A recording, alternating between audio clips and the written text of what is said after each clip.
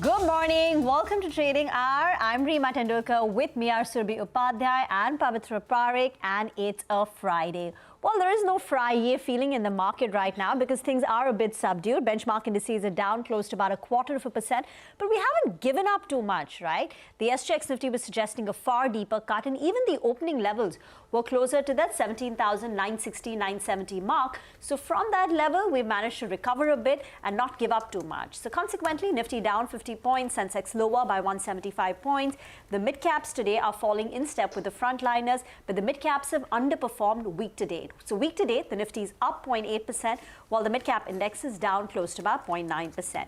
Tech Mahindra, that's got to be the stock of the week. Even today, while Tech Mahindra's stock is on the flatter side, it's managed to recover from the day's low and is now up 11% for this entire week. Ultratech Cement, in fact, the entire cement basket is active in trade, but Ultratech Cement is now at a fresh 52-week high, and it's a 2.5% rally on that. And PSU banks have sulked a bit. In fact, the Nifty PSU banking index is down more than 2% for this week.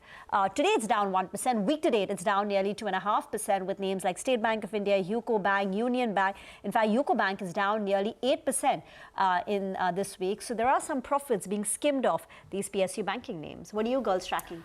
I am tracking the global sulk mood, but I must say none of it is affecting me. I'm still in a very Friday mood, Reema. But yes, I completely take your points. I mean, the concerns are back. Just when you thought the equity markets, around the world, especially the US, have moved on from this whole inflation fear and rate hike fears, well, it's come back thanks to that producer price index data that we got yesterday. So just some context for our trade, all of Asia is down, and these markets are down anywhere between 0.5% to about 1%. The US 10-year is now close to 3.9%. Remember, yesterday we were discussing how the equity market is ignoring all of this. It's ignoring what the bond market is getting sort of a little, scared about. But today is a very, very different day. Retail sales strong, producer prices strong, so all of it put together. There's a bit of a lid on risk appetite. And the dollar, look at the dollar index go now. It's, very decisively above the 104 handle. And the US 10-year also up and away. So I guess it's just lackluster trade. And Pavitra, maybe, breaking away from this would require extraordinary strength, I guess, given this sort of global sentiment at this point. Oh, absolutely. And we also had, the comments coming out of Fed officials, which were extremely hawkish. So, two members of the Fed officials saying that they did actually want a 50 basis points hike in the last meeting as well. So that is what also spooked the markets. But, with that, most cues are out of the way, right? Whether it's the CPI data that we're looking at, retail sales, jobs data, the PPI, all of that is out of the way. So it'll be interesting to see what the market really latches on to now. For this week, Reema was mentioning the PSU stocks. You've also seen a big cut come through in the real estate index. That one is down 6% for the week. Some of the names today include India Bulls Real Estate. You have Oberoi. You have something like a Macrotech Developers. They're up on your screen. These are the kinds of cuts that we're seeing. In fact, if we can pull up the 1 week move, you'll see that something like an India Bulls Real Estate is down 10% for the week. You have Macrotech Developers, which has seen a near 9% cut. So, I'd watch this space. The insurance stocks also, extending the losses that we saw yesterday. All three of the, life insurers that we have on your screen were down yesterday as well, and seeing some more cuts come through. But what is doing well today are some of the cement names. So some of the larger ones will be up on your screen. These are the bigger gainers on the Nifty today. Ultratech, Ambuja, Grasim. These ones doing quite well in what is otherwise a little bit of a weak looking screen. So that's what's going on with the markets. But let's kickstart the show now with a corporate conversation. TeamLease Services posted a weak set of Q3 results. So the revenue growth moderated significantly. In fact, we also had festive demand for general staffing, which came under pressure this time around. So Chief Financial Officer of the company, Ramani Datti, joins us now to take some questions. Thanks a lot for joining us, Ramani, and, to discuss all of your numbers. Like I said, your revenue growth has moderated to around 14%. I think last year we saw closer to 35%. And for the 9 months that we have of FY23 so far, it's around 25. Can you tell us what it's really looking like for this quarter, that is for Q4? And what do you think you could end the full year with? That's FY23? Sure. On a full year basis, we are still confident of maintaining a top line growth of between 20 to 25%. So definitely we'll be falling short compared to the last year growth, because last year post-COVID, we have seen a surge in the demand and overall hiring. So we may not be able to replicate the similar 30% growth kind of trend, but 20-25% is something that we are confident of maintaining for this year as well. As you rightly mentioned, the Q3 festive demand is little disappointing and also surprising, because typically if we look at our last 15, 20 years of track record, Q3 gives us the highest contribution in terms of headcount addition on the back of the festive season in India, which this year is a little disappointing, and it's lower than the numbers that we have added in Q2 and Q1 of this year.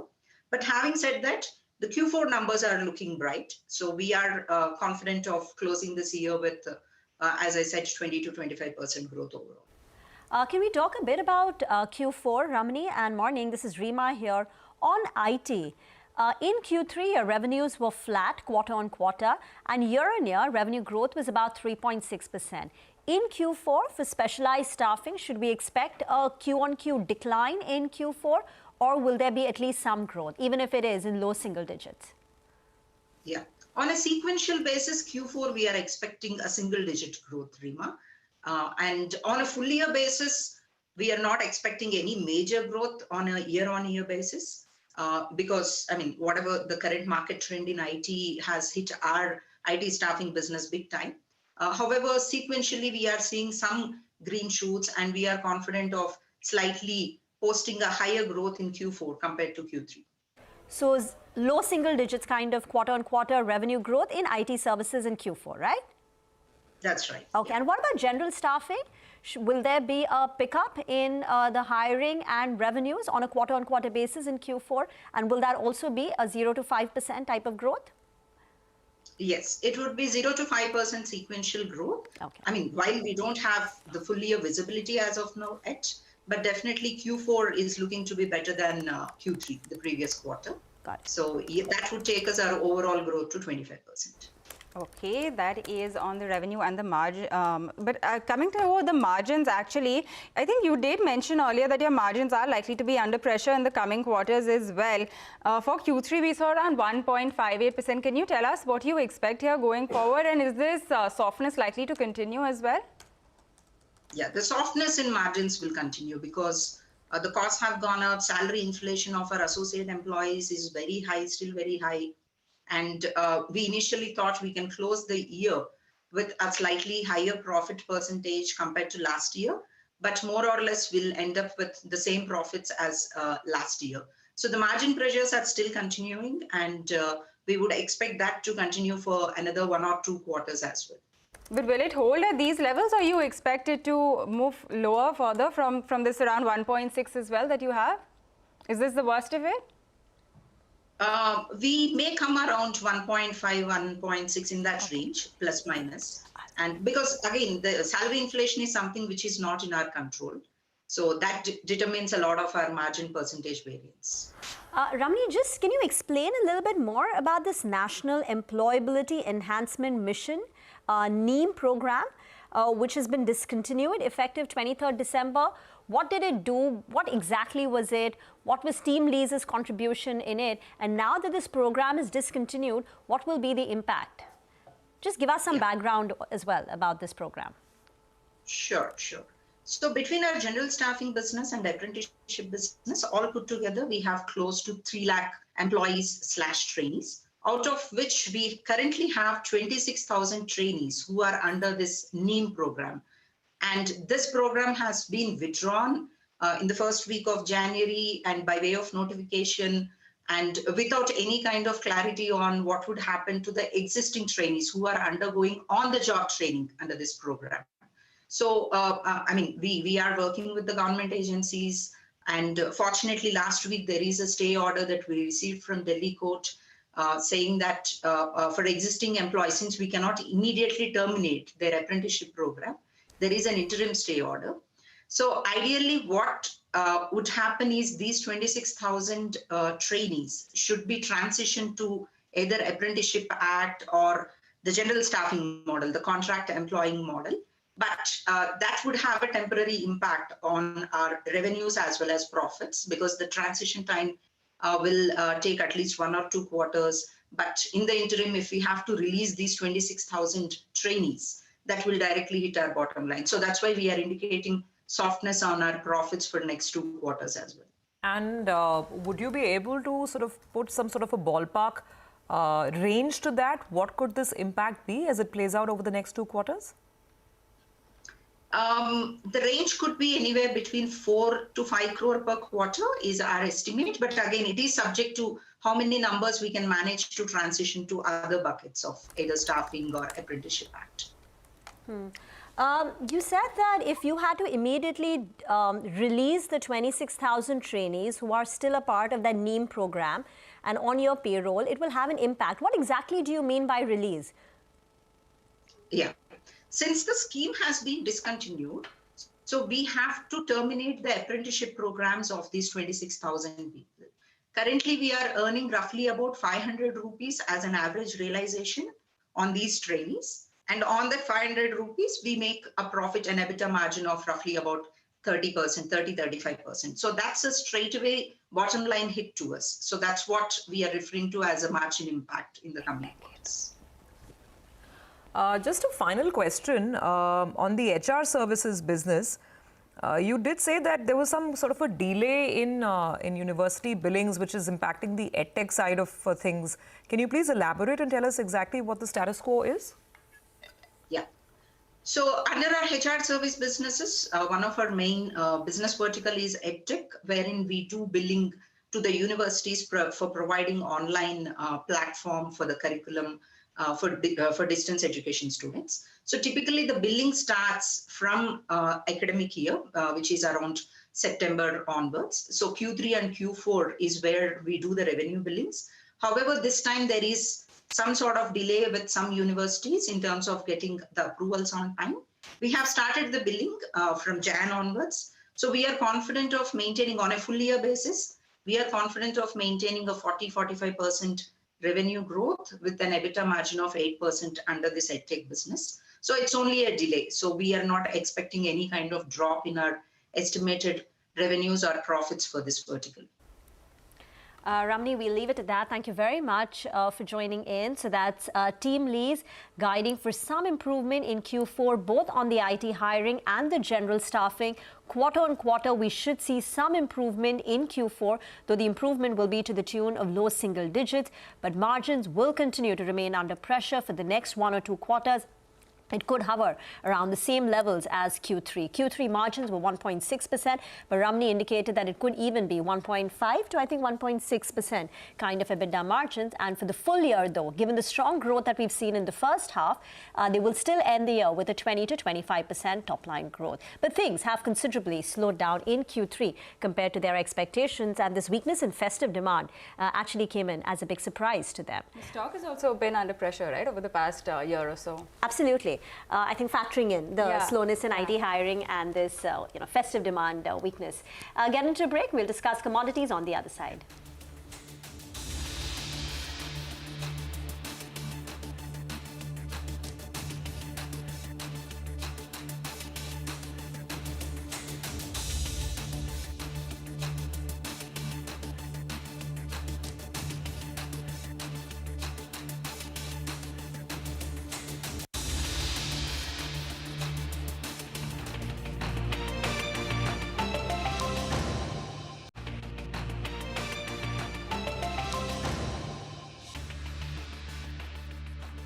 Hey guys, welcome back. You're still tuned into Trading Hour, and let's talk about the big story of the day. There could be a takeover battle brewing between auto ancillary companies Minda Corp as well as Pricol. This morning, a large deal also took place in Pricol, and sources indicate that Minda could have been the buyer. So Sonia standing by at the big wall with all of the details. Sonia? Well, thanks a lot for that. As you're rightly pointing out, it's very interesting. There could be a takeover battle brewing now between Minda Corp and Pricol. Now, this morning there was a deal where 4.3% equity changed hands of Pricol, and Minda Corp could be the likely buyer. Sources tell us that Minda Corp is looking to acquire a little under 16% stake in Pricol in the first tranche. Now, we did speak to the management of Pricol, who has vehemently denied any kind of hostile takeover. In fact, they said that they were made aware of this deal only last night, and they do not want to sell stake. They are completely committed to the business. Forget about any kind of stake sale. They don't even see any synergies with Minda Corp, as they are competitors at the moment, and they don't see any deal happening in the near future. So let's listen in to what the management of Pricol had to say on the potential deal. I definitely do not want to sell. I'm 1,000% committed to this business. No, they are competitors through one of their businesses, but we have taken away a lot of market share from them. And I think in terms of technology and positioning, we are on a very, very solid footing with regard to our instrument cluster business, driver information, automotive electronics business, which is the only business that they compete with us in our portfolio of businesses. So I don't see any synergy in working with them. Well, as you heard, the management of Pricol vehemently denying any kind of synergies, and they're not looking to sell promoter stake anytime soon. But the interesting part is, if this deal does go through potentially, what is in it for Minda Corp? Now, there's lots. Pricol is actually the second largest manufacturer in the world for instrument clusters and fuel-level sensors for 2- and 3-wheeler applications. Now, instrument clusters are basically your various displays and indicators that enables a driver to operate a certain vehicle. In India itself, Pricol has 50% market share in two-wheelers and 70% market share in the commercial vehicle segment. Not just instrument clusters and displays, Pricol also provides a lot in terms of datamatics, telematics, connected vehicle solutions, onboard navigation, mobile screen mirrors, as well as sensors. Now, Pricol is also doing a lot of work in the TFT screens for two-wheeler electric vehicles, and as we know, that's a big growth area for the auto ancillary space and for Minda Corp in particular. So when combined, if this merger or acquisition does take place, then the Minda and Pricol could emerge as a larger entity in this instrument cluster space. Now, the other thing is Pricol is doing very well in terms of both on the balance sheet, the company is debt-free. Same time last year, they had 100 crore debt. They brought down their debt significantly and now are debt-free. They also have a free cash flow of 112 crores as on FY22, and the earnings of the company have been very strong. So in 9 months of this year, the revenues have gone up 26%. The profit after tax is a 150% growth, and the management, when we spoke to them, have spoken about double-digit growth in the year to come as well. Now, the Spark Minda Group has spoken about premiumization of its products as a big growth trigger for them, and Pricol has said that mechanical and basic instrument clusters are moving towards complete digital clusters, so there's a big avenue of growth there. But let's not forget that Pricol has seen a huge surge in its stock price as well. It's up 60% in the last 1 year, perhaps pricing in a lot of this news. Back to you. Okay, all right, Sonia, thanks very much, and that's very important and very interesting perspective, and it explains why Pricol seems to be such a prized asset. Asset is fine, but the promoters are not looking to sell.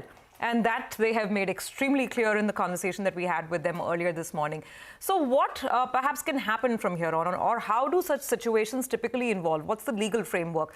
Let's take that question to Abhishek Rastogi, founder at Rastogi Chambers.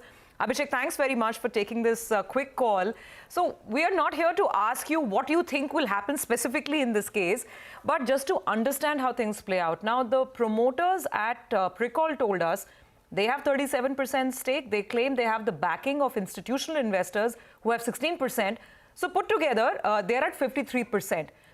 Does any other entity, Minda or any other entity, even have a chance at sort of going through the open market route and acquiring even some semblance of control? See, what happens is, of course, they would go to open market to buy as much as they want if they are really serious about, getting about 15% or 16%. Now, what may also happen is that while Pricol may say that, the institutional investors are there to the extent of 16%, but if the share price or some offer price is given, then possibly one part of that institutional buyers may also be willing to sell their stake. And please keep that in mind that the share price has already gone up by about 60% in last 1 year. So the valuation may not be too less as of now, but one thing is for sure that the valuation will see a better result from here on. So what I mean to say is that, buying 15% or for that matter, even 13-14% from open market will not be that easy because, the price may gain momentum, and we are already seeing that during the day, in the morning, till now also there is, a surge. So from that perspective, I think if Minda is really serious, then, the initial estimate price, which was about 400 crores to get that 16%, may not be sufficient money, and they may have to possibly spend more to buy that 15-16%. It will not be restricted to 400 crores. So I think overall, what is important is to be seen that if that 15-16% is to be taken over from open market or from the institutional investors, then what is the investment size which Minda is looking for? But I think at the end of the day, the synergies between the two management is very important. And I think if that is not there, then this hostile takeover may not be very successful. Those synergies are very important. And please keep that in mind that the financial condition of Pricol is very healthy today. It is completely different from a couple of years back. So the debt is reducing. They have got some very good international contracts, and the demand is good for the products. They are constantly coming into innovative mode. And please believe me or not, with EVs coming in, with the roadmap being very clear with respect to EVs, the endeavor of the government with respect to EVs and all of these vehicle sale, etc., the segment will increase. The auto segment will see the boost. So I think in that situation, if they are cash rich, if Pricol is cash rich, then this may not be easy. Then this acquisition may not be that easy, is my take. So Pricol does have cash on its books, right? And it's a debt-free company. It's got free cash flows. So do you think it makes sense for the management to perhaps launch a buyback and try and increase its, promoter holding? Why be subject to the vagaries of what the 15%, 16% institutional investors decide, right? Why not take an offensive move instead of being on the defensive and seeing what the opponent is trying to do? I think slow and gradual movement will be the right approach. They have to be pragmatic as well.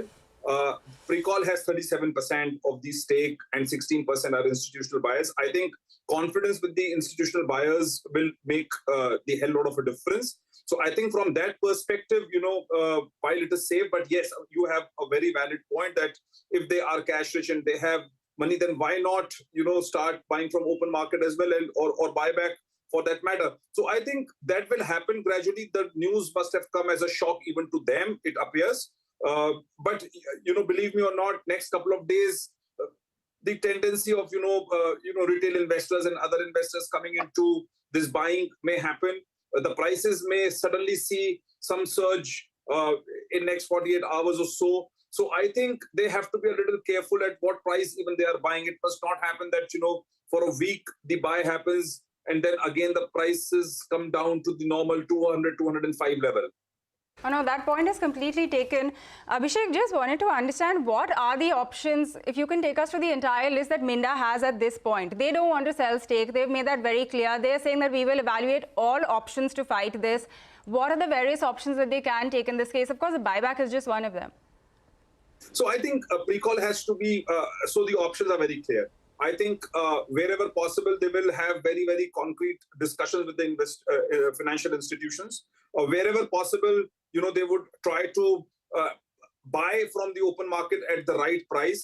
They should not do anything in haste. And that's what, I feel that, any hasty decision at this stage may result in, buying back of these shares or entering through open market at a much higher price, in these couple of days. So from that perspective, I think what they must also ensure is that, their institutional investors are getting that confidence that they are possibly having good contracts, good pipeline, good, profits in the year ahead, and the financial stability, etc., is there. So I think that will give the confidence to the financial institutions. Plus, at the same time, I think the statement is very clear that there are no synergies between the two groups. So from that perspective, even these financial institutes, which own about 16%, would not want to see the rift because of this hostile takeover, which may happen at a later stage, because in that situation, nobody would earn. So I think they will have a very important role to play. So I think discussions are very important at this stage, and they will, and Pricol Group will have to move slowly and steadily to strengthen the books as well. Abhishek, we're running out of time. Simple last point. We've heard all the arguments you've made in a very important context there. Is it just going to boil down to price? Minda can come. I mean, this stock was around 30 odd rupees when the lockdowns happened in 2020, March 2020. Today is at 200. So is this going to be just a fight about the price? If Minda decides to notch the price higher, then is that how the game will be played? I think price will play an important role here. But believe me or not, the price has already gone up by about 60% in last 1 year or so. And you're right, the prices before COVID was much less. So I think, yes, price will be the bottom line. Both sides will be very careful at what price they are either buying from open market, alternate sources, or from, financial institutions for that matter as well. So I think price will remain the bottom line. Okay, all right, Abhishek. This is going to be a very interesting one. I'm sure the market and, of course, all of us here are going to be watching the space very closely. Thank you very much for your perspective today. We'll take a quick break on that note. On the other side, we'll come back and discuss market technicals with Rahul Sharma of Equity 99 Advisors. We'll also discuss his top trading ideas.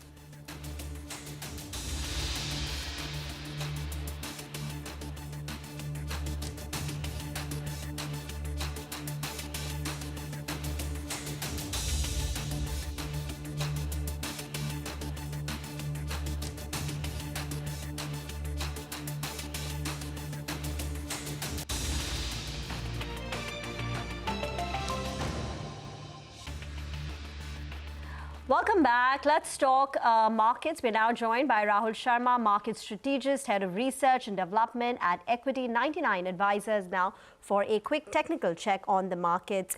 Morning, and thanks so much for joining in. Thoughts on the price action over the last 2 days? Did you also believe sometime in the middle of the week that markets perhaps are breaking out on the upside and now we've gotten pegged back? What have you made of the price action and therefore the way forward? Yeah, good morning. See, definitely what we saw in last 2 sessions was that when the market moved on to the upper bands, especially Nifty going towards 18,200, I think profit booking took place, and no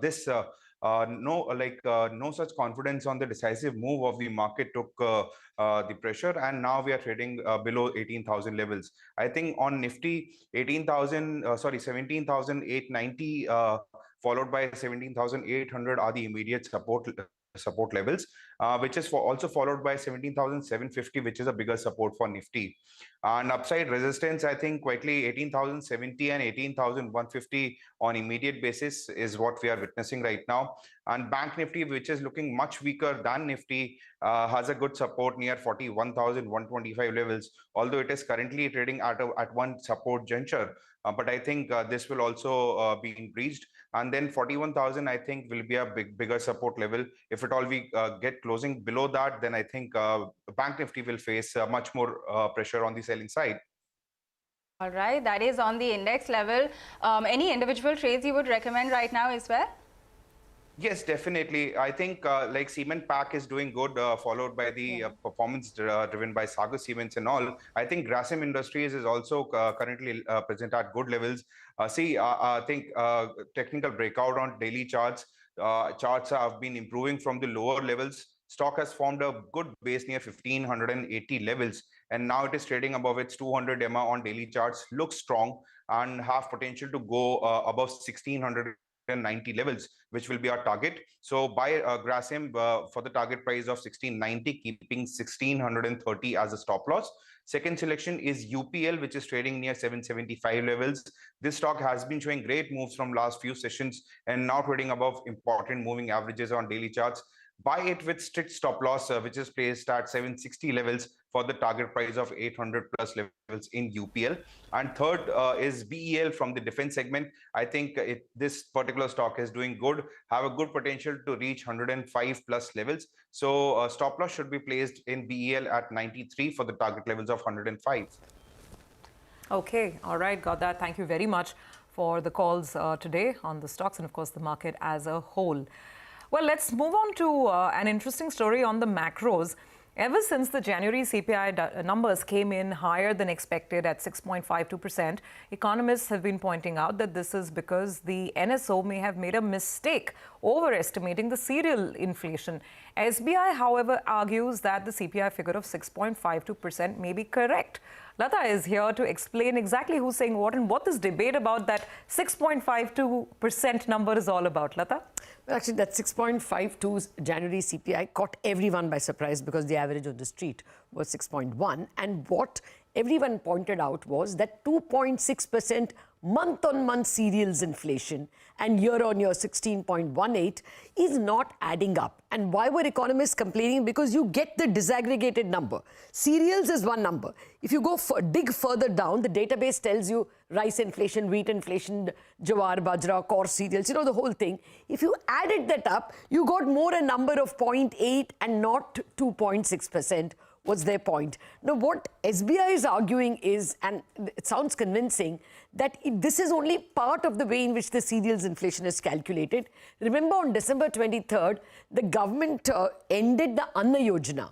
And instead of getting 10 kilos of nearly free food grain, 5 kilos was free and 5 kilos was 2 rupees, the government collapsed it and said only 5 kilos are going to be available free. So the common Indian actually went to the shops to buy the remaining part of the grain, and the NSO has added the market price of the remaining grain, and that is why the cereals inflation is higher than what economists are mathematically calculating.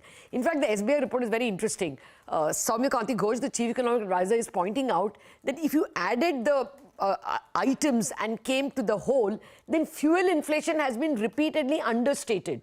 You know, the CPI overall data has cereals, fuel and lights, services, etc. Fuel and light for the past year and a half, he says, is understated. If you count light, power, kerosene, etc., the addition would come to much higher than what they said. So he says it's actually compensating. You understated fuel, you're overstating cereals. The actual inflation at 6.52 is more or less the correct statement of affairs. He goes on to say that it's not going to come down that easily because the core inflation, services inflation, has been sticky from 2012 between 5.75 and 6.25 thereabouts. That's not coming down anytime soon. 6.5 or thereabouts will be the Feb inflation. It comes down below 6 from March, but even then, you know, it's you're going to see a higher base for April, May, June. People were expecting it to come under 5. Now it's going to be probably 5.1 or something, despite the very high base. Short point, you should expect the Reserve Bank to keep rates higher for longer. Okay, and that is the takeaway, the important one, at least from an equity market point of view. Thanks very much, Lata, for helping us make sense of this debate around the January inflation print. Quick break on that note. We'll come back on the other side and discuss market fundamentals with Jigar Mistry of Pharma and Capital.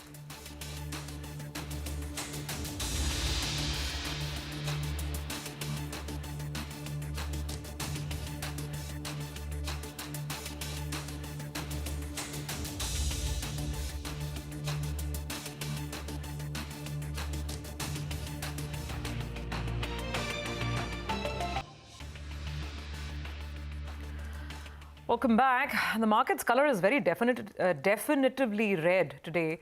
The bank Nifty continues to struggle, 0.8% lower. The mid-cap index is down 0.5%. The breadth is well, even Steven, but more favoring the declines than the advances. So it is a very feeble and fickle kind of a day from the bulls' perspective.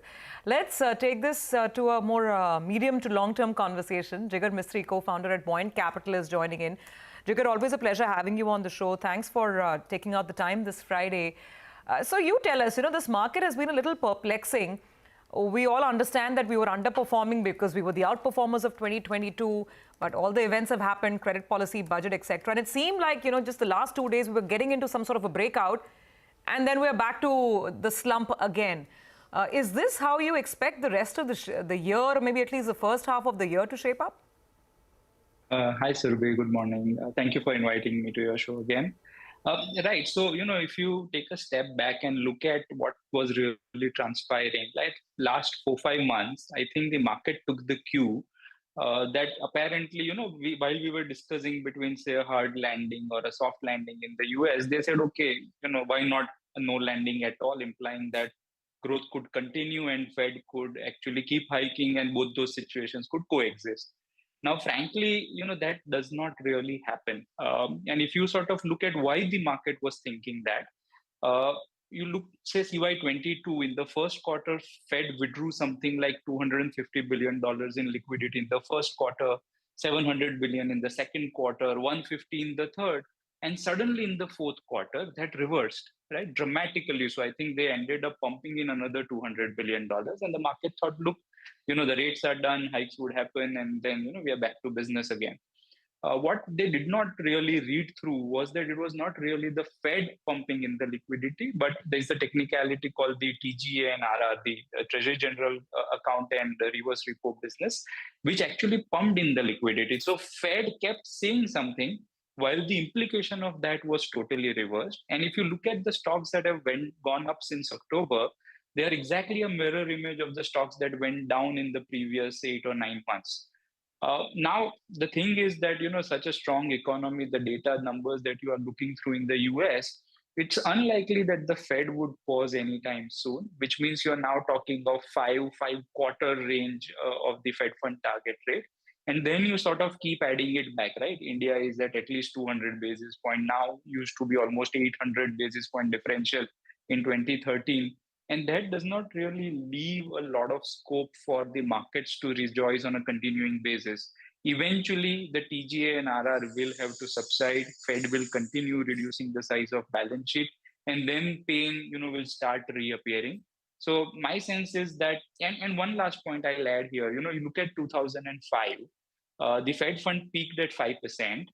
The S&P rallied 20%, and the house prices kept falling. And then you had 2008. Now, if you look at the data since October, the house prices, or not really house prices, but the new housing sales are actually falling at a faster trajectory than the global financial crisis. So my sense is that, we need to sort of take things into perspective. The brace for impact sort of portfolio stance should continue. And, businesses appear very, very cheap. Then one should sort of look at getting them rather than actively looking for multi-baggers. At what point would you draw the alarm on this US housing data? The new home sales are falling faster than what we had seen in the global financial crisis, because you did compare what is happening currently with 2008 and the run-up to 2008. At what point should we be alarmed? Hi, Rima. So yes, look, the banks arguably are not as leveraged to subprime as they were in 2007-8. And that was arguably the first time all of us learned what QE, QT really meant. And therefore, the impact may not be that large because, you don't really have this situation of a very large theater and a very small exit gate.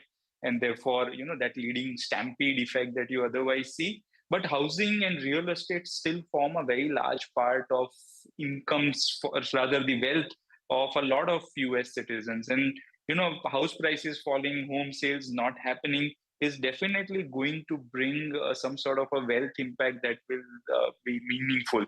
So my sense is that although it may not be as dramatic as it was back in 2008, because, you had the banks leverage 30 to 1, 20 to 1 on the base of a deposit. That's no longer, or hopefully that's no longer the case. And therefore, it might not be as dramatic, but no reason to rejoice in a big way either. All right, got that. Thanks a lot for joining us, Jigar. I'm going to ask you about some specific stocks which have been in focus.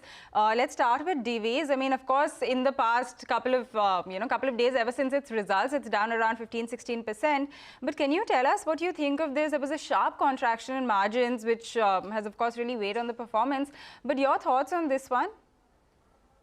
Hi, Pavitra. Yes, so okay, you look at this from, say, pre-2020 levels.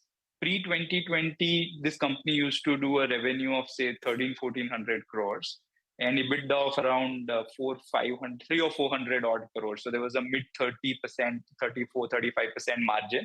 And it was already big in 2 or 3 molecules, right? The pain management, gabapentin, etc. And globally, it used to command almost 50-60%. Then suddenly COVID struck, and molnupiravir basically then picked up. And therefore, that 1,400 crores revenue, fast forward 2 years, that went up to almost 2,500 crores.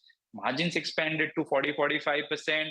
EBITDA went to 1,100 crores, if I'm not mistaken. And people were very happy that, this could arguably continue. One school of thought clearly was that, you'll see this turnaround eventually, but people thought that there are three or four other sort of molecules where it is currently at 10-20%. And then that could pick up by the time the impact of molnupiravir reverses. That sadly hasn't happened over the past 2 or 3 quarters. So stock, which was trading at say 1400 rupees per share, went up to something like 5,400 was its peak or something. And then, as the earnings have corrected, it's come back to something like 2,700 rupees or thereabouts. Now, if you look at the latest quarter, and all the past 3 quarters, the street was surprised, how difficult it is, and then stock falls each day on the result date. And then, the margins actually contracted to under 30%, I think, since quite a while now, that we have seen such a number. Revenue still went up to 1,700 crores, but EBITDA, I think, came in around 400 crores. So, whereas the Molnupiravir impact faded away, the cost created to service that clearly have not. And therefore, I think the surprise on the margins. If I look at the stock from here, my sense is that you would see the management was on the call saying that Molnu impact is almost zero. Now there is no inventory. Secondly, the 3 or 4 other APIs that they are working on, that will clearly drive growth.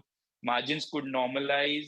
And, if you look at the reverse DCF on this, you are sort of building in a 17-18% free cash flow growth, which I think if you look at the last decade, it's a pretty similar number. Yeah. So I think over the next 2 quarters, things might sort of dial down and stock could do well from here on.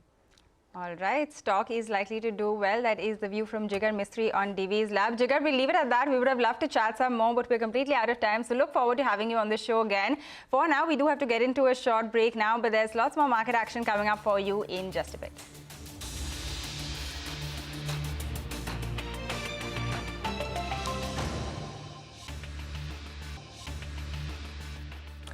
Welcome back. ONGC has been the big winner this week. The stock is up 1% today. This week, it's rallied 7.5%. And watch out for GAIL. GAIL has made a sudden spike in the last 10 minutes. And in the oil and gas space, IOC too has started climbing. For the Nifty, we're still at 17,980. A bit subdued, down close to about 1/3 of a percentage point.